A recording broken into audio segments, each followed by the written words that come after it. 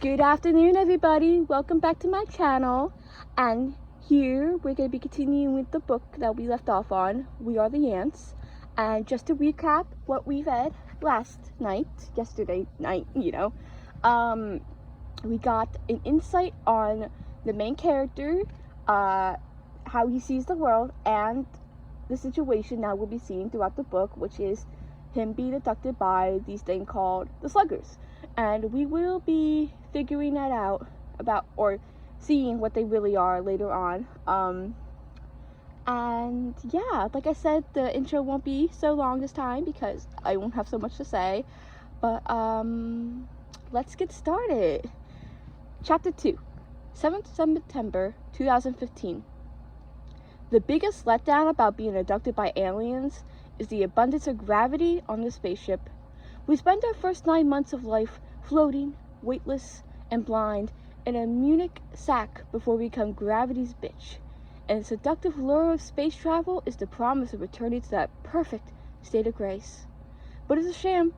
Gravity is jealous, sadistic, and infinite. Sometimes I think gravity may be death in disguise. Other times I think gravity is love, which is why love's only demand is that we fall. Sluggers aren't gray. They don't have saucer-wide eyes or thin, lipless mouths. As far as I know, they don't have mouths at all. Their skin is rough like wet leather and is all the colors of algae bloom. Their black, spherical eyes are mounted on top of their heads on wobbly stalks. Instead of arms, they have appendages that grow from their bodies when required. If their UFO keys fall off the console, boom, instant arm. If they need to restrain me or silence my terrified howls, they could sprout a few tentacles to accomplish the task. It's very efficient. Oddly enough, sluggers do have nipples. Small brown buttons that appear to be useless to them as most men's. It's comforting to know that regardless of our vast difference in the light years that separate our world, we will always have nipples in common. I should slap that on a bumper sticker. Before you ask, no, the sluggers have never probed my anus. I'm fairly certain they reserve that special treat for people who talk on their phones during movies or text while driving. Here's how it happens. Abductions always begin with shadows. Even in a dark room with the windows closed and the curtains drawn, the shadows descend, circling like buzzards over a reeking lunch. Then a heaviness in my crotch like I have to pee, growing, painfully insistent, regardless of how much I beg my brain to ignore it. After that, helplessness, paralyzed, the ability to struggle, fight, breathe, the ability to scream. At some point, the sluggers moved me to the examination room. I've been abducted at least a dozen times, and I still don't know how they transport me from my bedroom to their spaceship. It happens in the dark space between blinks, in the void between breaths. Once aboard, they begin the experiments. That's what I assume they're doing, trying to fathom the motives of an advanced alien race who process the technology capable to travel through the universe is like the frog I dissected in 9th grade, trying to understand why I cut it open and pinned its guts to the table. The sluggers could be blasting me with deadly radiation or stuffing me full of slugger eggs just to see what happens. Hell, I could be some slugger kid's science fair project. I'll doubt I'll ever know. Sluggers don't speak. During those long stretches where my body's beyond my control, I often wonder how they communicate with one another. Maybe they use chemicals the way insects do, or perhaps the movement of the eye stalks in a form of language similar to the dance of a bee. They could also be like my mother and father, who communicate successfully by slamming doors. I was 13 the first time the sluggers abducted me. My older brother, Charlie, was snoring his face off in the next room while I lay in bed, translating my parents' fight. You might believe all doors sound the same when slammed, but you'd be wrong. My father was a classic slammer, maintaining contact with the door until it was totally and completely shut. This gave him control over the volume and pitch, and produced a deep, solid bang capable of shaking the door, the frame, and the wall. My preferred variety. Sometimes she went for the dramatic fling, other times she favored the heel kick slam. That night she relied on the multi-smash, which was loud and efficient, but lacked subtlety. The sluggers abducted me before I learned what my parents were arguing about. Police found me 2 days later, wandering the dirt world's west of Calispo, wearing a grocery bag for underwear and covered in hickeys. I couldn't explain why. My father left 3 weeks after that, slamming the door behind him one final time. No translation necessary. I've never grown comfortable being naked around the aliens. Jesse Franklin frequently saw me naked and claimed to enjoy it, but he was my boyfriend, so it doesn't count. I'm self-conscious about being too skinny, and I imagine the sluggers judge me for my flaws. The mole in the center of my chest, shaped like Abraham Lincoln, oh my goodness, or the way my collarbone protrudes, or my tragically flat ass. Once while standing in the lunch line for shepherd's pie, Ellie Smith told me I had the flattest ass she'd ever seen. I wasn't sure how many asses a 12-year-old girl from Callisto realistically could have been exposed to, but the comment affected me like a cold sore, bursting to the surface from time to time, ensuring I could never forget my place. A part of me wonders if the sluggers send pervy pics back to their home planet for their alien buddies to mock. Check out this mutant we caught. They call it a teenager. It's got 5 arms, but one is tiny and deformed. It's not really deformed, I swear. When the sluggers had finished experimenting me on that night, the slab I was resting on transformed into a chair while I was still on it. During the previous abductions, the aliens had locked me in a totally dark room, attempted to drown me, and once pumped gas into the air that made me laugh until I vomited.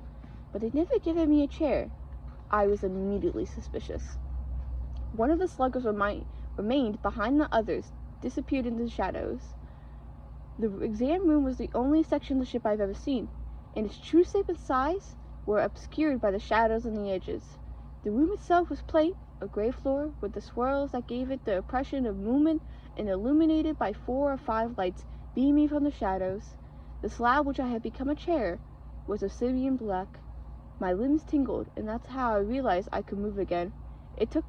I shook them to work out the pins and needles, but I couldn't shake the impotence that rattled in my brain, reminding me that the aliens could flay me alive and peel back my muscles to see how I functioned, and there wasn't a goddamn thing I could do to stop them. As human beings, we're born believing that we're the apex of the creation, that we are invincible, that no problem exists that we cannot solve. But we inevitably die with all our beliefs broken. My throat was scratchy. Even caged rats are given water bottles and food pellets. If you're testing my patience, I should warn you that I once spent 3 weeks in a roach-infested VR with my family on the antiquing trip from hell. 21 days of dad getting lost, mom losing her temper, and my brother finding any excuse to punch me, all set to the glorious song of Nana's deprived spectrum. Nothing. No reaction. The sluggers beside me wiggled its eye stalks, the glassy marbles taken in a 360-degree view. They were like one of those security cameras hidden under a shaded dome. It was impossible to know wherever they were tracking at any given moment. Seriously, it was the worst trip of my life. Every night all had to lie still and pretend we couldn't hear Charlie polishing his rifle in the overhead bunk. I'm pretty confident he broke the world record for the most number of times a kid masturbated while sharing a breathing space with his parents, brother, and grandmother. A beam of light shot over my shoulder, projecting a 3-dimensional image of Earth in the air a few feet in front of me. I turned to find the source, but the slugger sprouted an appendage and slapped me in the neck. I really hope that was an arm, I said, rubbing the fresh welt. The picture of the planet was miraculously detailed. Feathery clouds drifted across the surface as the image rotated leisurely. Tight clusters of defiant lamps sparkled from every city, as bright as any star. A few minutes later, a smooth pillar, approximately 1 meter tall, rose from the floor beside the image of the Earth. Atop it was a bright red button. Do you want me to press it? The alien had never given me the impression that they understood anything I said or did, but I figured they wouldn't have presented me with a big shiny button if they hadn't intended for me to press it. The moment I stood, electricity surged up to my feet and into my body. I collapsed to the floor, twitching. A strangled squeal escaped my throat. The slugger did not offer to help me, despite its ability to grow arms at will, and I waited for the spasms to recede before climbing back into the chair. Fine. I won't touch the button. The projection of the Earth exploded, showering me with sparks and lights. I threw up my arm to protect my face, but I felt no pain. When I opened my eyes, the image was restored. So you definitely don't want me to press the button? Under the watchful eyes of my alien overlord, I witnessed the planet explode 7 more times. but I refused to budge from my seat. On the 8th explosion, the sluggers shocked me again. I lost control of my bladder and flopped into the floor in a puddle of my own urine. My jaw was sore from clenching, and I wasn't sure how much I could take. You know, if you just told me what you wanted me to do, we could skip the excruciating pain portion of this experiment. They restored the planet again, only when I tried to sit, they shocked me and blew it up. Next time the image was whole, I scrambled to the button and slammed it with my hands. I was rewarded with an intense burst of euphoria that began in my feet and surged up my arms, spreading to my fingers and the tips of my ears. It was pure bliss, like I was ejaculating a chorus of baby angels from every pore of my body. That didn't suck. I lost track of how many times I pressed the button. Sometimes it shocked me, sometimes they dosed me with a pure rapture, but I never knew which to expect. Not until I saw the pattern. It was so simple. I felt like I was like an imbecile for not seeing it sooner. Being shocked until I pissed myself probably didn't help my problem-solving abilities. Those shocks and bursts of euphoria weren't punishments and rewards, nor were they random. They were simply meant to force me to see that there was a causal relationship between whether I pushed a button and whether the planet exploded. The sluggers were trying to communicate with me. It would have been a much more exciting moment in human history if I hadn't been wearing soggy underwear. I decided to test my theory. Are you going to blow up the planet? Shock. Am I going to blow up the planet? Shock. I finally gave up and stayed on the floor. Is something going to destroy the earth? Euphoria. Can you stop it? Hallelujah. My eyes rolled back as a shiver of bliss rippled through me. How do we stop it? I looked at the slugger for a clue, but it hadn't moved since slapping me. What I knew was this. When I pressed the button, Earth didn't explode. When I did it, it did. I couldn't be that simple, though. Pressing the button would prevent the destruction of the planet. Adulterated rapture. So what? All those other times I pressed it were just practice? Baby angels everywhere. Great. So when is this apocalypse set to occur? I wasn't sure how the aliens were going to answer an open-ended question, especially since they never answered me before. But they were capable of interstellar travel, providing me with a date should have been a cake. A moment later, the projection of Earth morphed into a reality show called Bunker, and a hammer announcement voice boomed at me from everywhere at once. This group of 15 strangers has been locked in a bunker for 6 months.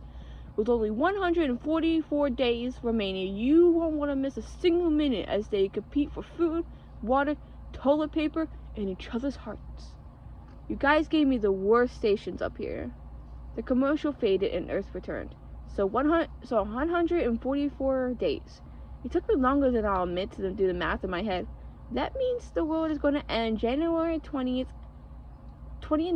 2016. Sweet euphoria. I never get tired of being right. When my head cleared, I came to the conclusion that the sluggers were screwing with me. It was the only logical explanation.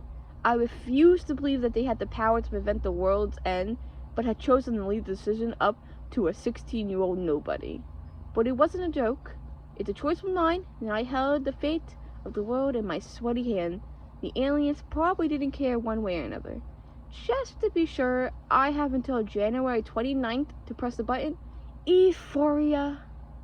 And if I do it, it'll prevent the planet's destruction. Euphoria.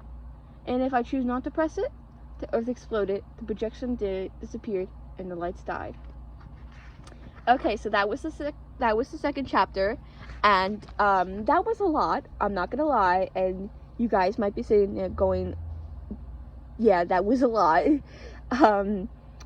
But basically, if we look back and think, this is what sets up the main conflict of the book: the choice to press the button or not the choice to press the button. Well, no, he has a choice, but to press it or not to press it. And this is really what the whole point of the book is about. It's like evolves around this, and a lot of things in the book will be decided on this very choice. So it's very important to remember that he has a choice. And I guess we'll get to see then what choice he makes. But yeah, let's get on to the next chapter. This might be the last chapter I do, but let's get on to it. 8 September 2015. I darted across the dawn, drenched lawn in front of my duplex, gushing sweat in the muggy Florida heat, and shielding my privates with a trash can lid I stolen from my house a couple of streets over, hoping Mr. Nuba, who sat on his patio reading the newspaper every morning, was too busy scouring the orbits for names of friends and enemies to notice my pasty white ass scrambling past. After my second abduction, I began hiding in a duffel bag with spare clothes behind the AC unit under my bedroom window. The sluggers don't always return me totally naked, but when they do, I assume it's because it amuses them to watch me attempt to sneak from one end of Callisto to the other, without being arrested for indecent exposure. As I dressed, I tried to wrap my brain around the possibility that the world was going to end, and the absurd notion that aliens chose me to determine whether the apocalypse would happen as scheduled or would be delayed. I simply wasn't important enough to make a crucial decision. They should have abducted the president, or the Pope, or Neil deGrasse Tyson. I didn't know why I didn't press the button for real when I had the chance, other than that I didn't think the aliens would have given me such a long a long lead time if they hadn't wanted me to consider my choice carefully. Most people probably believe they would have pressed the button in my situation. Nobody wants the world to end, right? But the truth is that nothing is as simple as it seems. Turn on the news, read some blogs. The world is a shithole, and I have to consider whether it might be better to wipe the slate clean or give the civilization that evolves from the ashes of our bones a chance to get it right. I used a spare key under the dead begonia by the front door to sneak into my house. The smell of cigarette smoke and fried eggs greeted me, and I salted into the kitchen like I come from my bedroom, still blurry-eyed and sleepy. Mom glanced up from reading her phone. A cigarette hung from the tips of her fingers, and her curly bleached hair was pulled back into a messy ponytail. About time. I was calling you, Henry. Didn't you hear me calling you? My mom is shaped like an eggplant, and off the sports bags under her eyes of the same color. I leaned against the door, not planning to say, an alien abductions always make me feel like I need a boiling bleach shower. Sorry.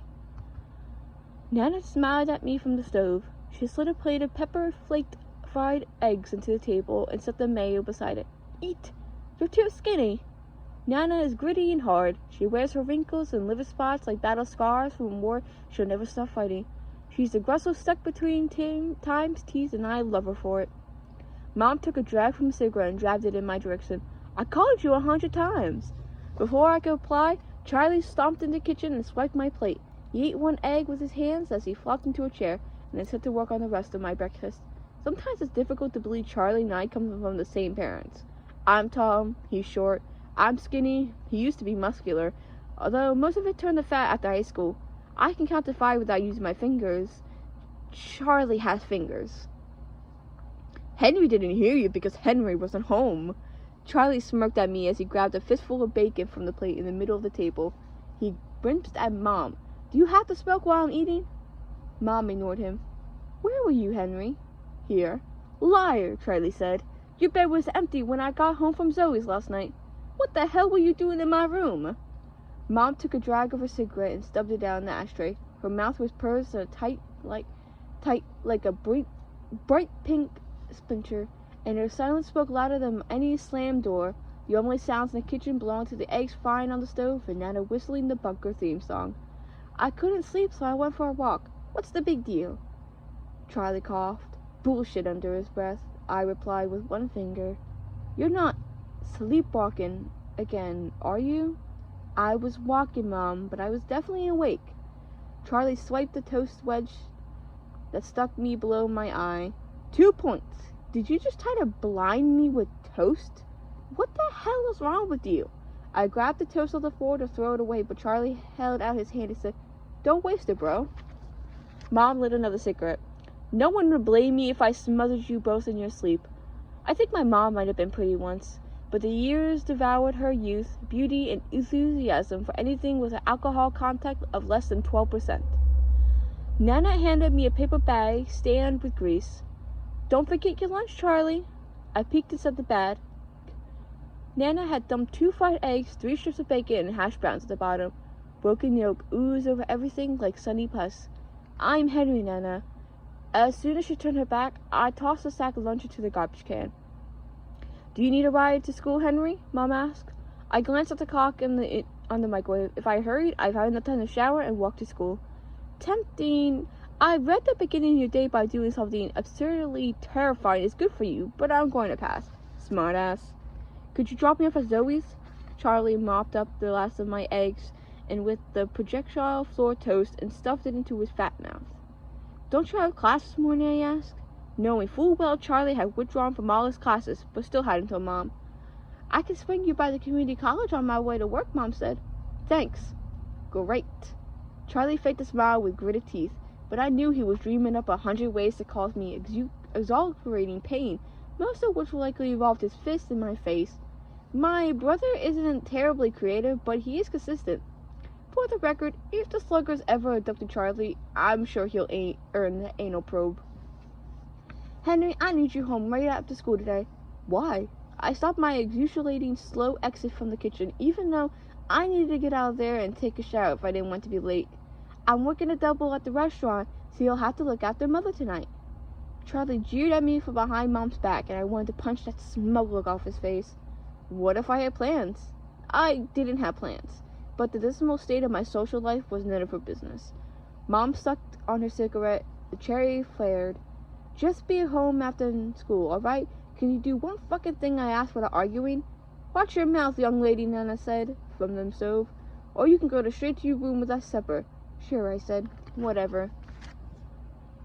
On the day I was born, both times from the star Gliese 83-2 began their journey towards Earth. I was little more than a sprawling, wrinkled, shit-spewing monster when that light began its 16-year journey through the empty void of space to reach the empty void of Clispo, Florida, where I spent my entire void of life. From Gliese 832's point of view, I'm still a wrinkled, shit-spewing monster, only recently born. 5 years of my past, my father used to take me and Charlie deep-sea fishing on the weekends. He'd wake us up hours before sunrise and treat us to breakfast at a greasy diner called Spooner's. I'd stuff myself full of grits and cheese eggs. Sometimes I'd really indulge and order a stack of chocolate chip pancakes. After breakfast, we'd head to the docks where Dad's friend Dwight kept his boat, and we aimed for carefree waters. I always sat at the bow, dangling my feet over the side, letting the water tickle my toes as we sped through the intercoast towards the deep sea. I loved how the sun and salt spray perfused my skin, filling me with a memory of light. God surely meant for humans to live like that. He hadn't intended us for the wither away, discreted hunks in front of brightly lit screens that leached away our summer days one meme at a time. The fishing trips began well enough. We'd swap dirty jokes that Mom would have killed us for hearing or telling. Dwight would find us a suitable place to drift. Dad would bait my hook, patiently explaining what he was doing as he worked the squid or bait fish into the barbed end. And we cast our lines. We'd wait for the fish to bite. Not even Charlie's unending nut punches and nipple twists ruined the mood. Those times were as perfect as any I ever had, but the good times, they never last. My doctor once explained that it was an inner ear problem, something to do with balance and stuff, affecting my spatial rotation. Honestly, I don't understand how my ears affected my stomach, but I took his word for it. There I was, laughing and smiling, enjoying the day, fishing pole gripped in my hands, bare feet propped over the railing, when the nausea would strike. The boat tilted, the deck melted under my feet, and I slopped forward into the water. My skin burned and my mouth watered. I tried to breathe normally, but I could never get enough oxygen. I was on a sinking ship in the middle of the expanding ocean, terrified, sick, and unable to do a goddamn thing about it. The boat would rock, dripping and swaying with the waves, and I'd fight the queasiness. I'd barter with God. I prayed for anyone, angel or demon, to keep me from being sick. But no one was listening, or they didn't care. My puke splattered into the water, chunks of my breakfast still recognizable. Someone, usually Charlie, would make a joke about chum, and I crawl into the cabin and curl up on the padded bench for the remainder of the fishing trip. And eventually, Dad gave up on trying to include me and left behind. One Saturday morning, I woke up and discovered his car gone, Charlie's bed empty, and Charlie started high school, and he was too cool to go fishing anymore. He was too cool for anything. He divided his time between watching porn, masturbating, and trying to figure out ways to score liquor to impress his mouth-breather friends. I was convinced that high school transformed boys into porn-addicted, chronic masturbating alcoholics. I was wrong. It turns them into something much worse. Most of Calypso is paradise, and is home to some of the most wealthiest families in South Florida. Rich teenage boys are also porn-addicted, chronic masturbating alcoholics, but they have better access to porn and booze. They also have cars and money. I have neither, which means I started CHS with 2 strikes against me. High school is like those fishing trips with my dad. I want to be there. I want to enjoy myself like everyone else, but I always end up huddled on the floor praying for the end.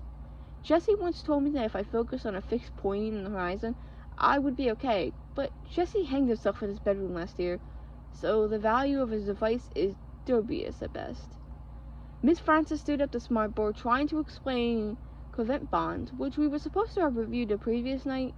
Judging by the downcast eyes and bored expression worn by most of the class, I was the only one who actually done it.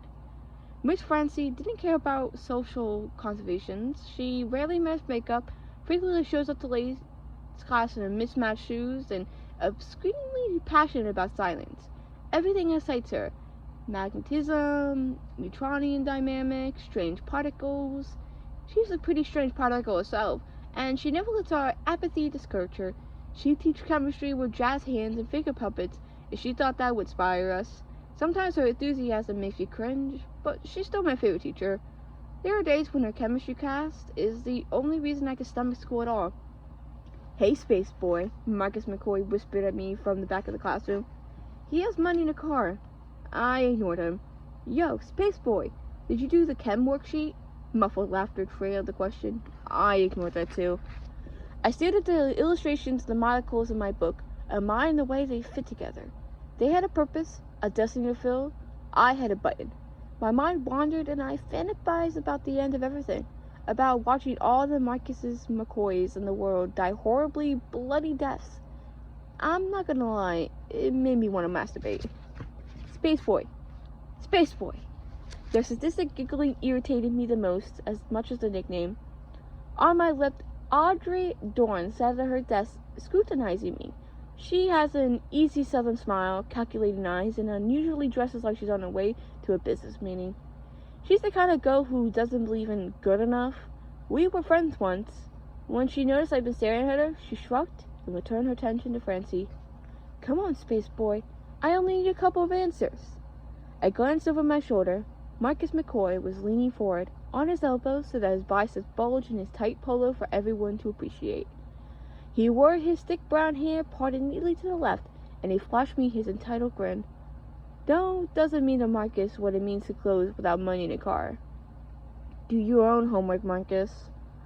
Adrian, Morris, and J.O., 2 of Marcus's buddies, snickered, but it was aimed at me, not him.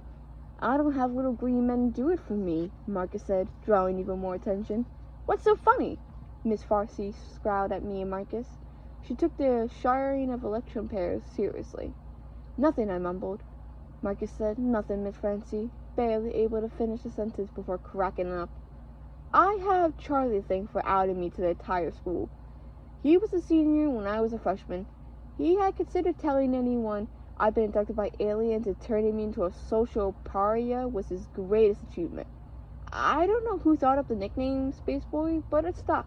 Most of the kids in my class don't even know my real name, but they know Space Boy for sure. When the bell finally rang for lunch, Miss Francie caught me at the door and pulled me aside. I stayed on my shoes when Marcus passed. Adrian whispered, "Space Boy sucks alien dick," on his way out. To the best of my knowledge, sluggers don't have dicks, which probably makes it difficult to masturbate. People have a lot of theories about why boys fall behind at school when they become teenagers, but all I'm saying is that I'd probably get a lot more homework done if I didn't have a dick. Miss Francie sat on the edge of her desk. "Rough day?" "Not the roughest." Her concern made me uncomfortable. It was one thing to be ridiculed by my classmates, another to be pitied by a teacher. You're a smart kid, Henry, with a real knack for science.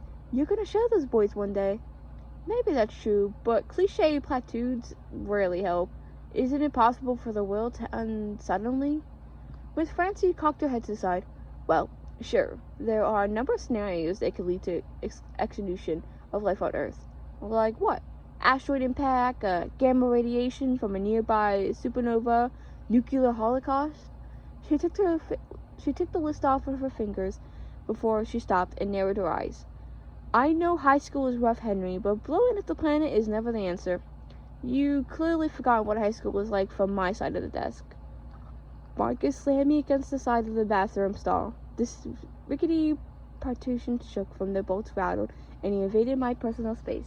The edge of the toilet paper dispenser dug through my jeans and into the back of my thighs, and he thrust his palm against my chest and leaned all his weight onto me. His cologne filled my nostrils with a scent of freshly grown moss. Marcus McCoy has always smelled like summer.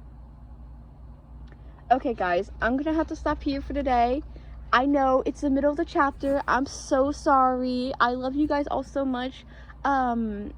Maybe later tonight I'll be able to pick up on the chapter and finish it, but we'll just have to wait and see. Anyway, I forgot to tell you guys, don't forget to like, subscribe so you can get notifications on all my videos when they upload. And have a great day. Bye.